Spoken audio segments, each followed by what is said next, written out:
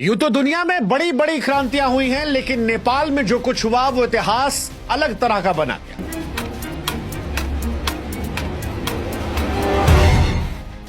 क्योंकि नेपाल में जेनजी ने 36 घंटों में सरकार को गिरा कर रख दिया। वो जो शेर है ना कि जिस ओर जवानी चलती है उस ओर जमाना चलता है, वो नेपाल में दिखाई पड़ा।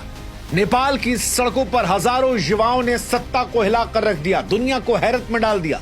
13 से 28 साल के जेनजी ने ऐसी ताकत दिखाई कि प्रधानमंत्री देश छोड़कर भाग गए, मंत्रियों के घर आग के हवाले हो गए, संसद धधक उठा, होटल जल रहे थे, नोट सड़कों पर उड़ रहे थे, सड़क पर युवाओं की भीड़ नजर आ रही थी। और यह कोई साधारण आंदोलन नहीं था, यह एक ऐसा डिजिटल तूफान था जिसे बिना किसी नेतृत्व के नेपाल के 7 प्रांतों और 77 जिलों को आग की लपटों में लपेट लिया।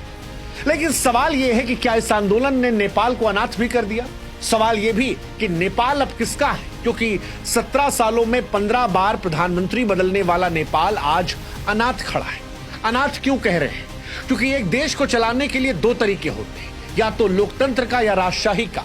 लेकिन आज नेपाल में ना लोकतंत्र की पूरी साख बची है, ना राजशाही का कोई नाम लेवा। सवाल यह है कि नेपाल किसका है?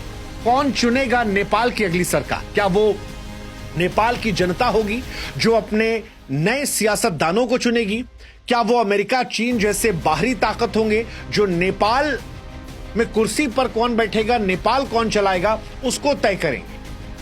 सवाल यह भी कि जिस सेना ने नेपाल की कमान को संभाला है, क्या वो पाकिस्तान की तरह अपने अंदर महत्वाकांक्षा तो नहीं पाल लेगी कि हमें ही सरकार चलानी है, क्योंकि जनता जो है वो राजनेताओं से या राजशाही से खुश नहीं है? या फिर नेपाल के वो मेयर जिनके बारे में कहा जा रहा है कि इस क्रांति को असली आवाज उन्होंने पीछे से दी, और वो मेयर जो टाइम्स मैगजीन में टॉप 100 में आए, वो नेपाल के अगले प्रधानमंत्री बन जाएंगे। नेपाल का अगला प्रधानमंत्री कौन बनेगा, इसको हम आपको बताएं उससे पहले हम आपको बताते हैं कि बीते 17 सालों में नेपाल को कैसे 15 प्रधानमंत्री बने। दरअसल नेपाल एक ऐसा देश है जो राजनीतिक तौर पर हमेशा अस्थिर नाव पर रहा।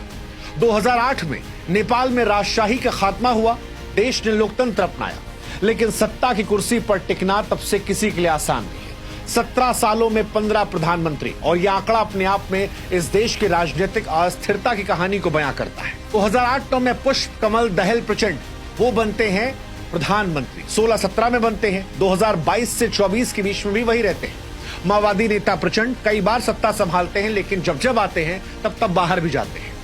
माधव कुमार नेपाल कम्युनिस्ट पार्टी के नेता, इनका कार्यकाल भी विवादों में रहा। झलनाथ खनाल 2011 में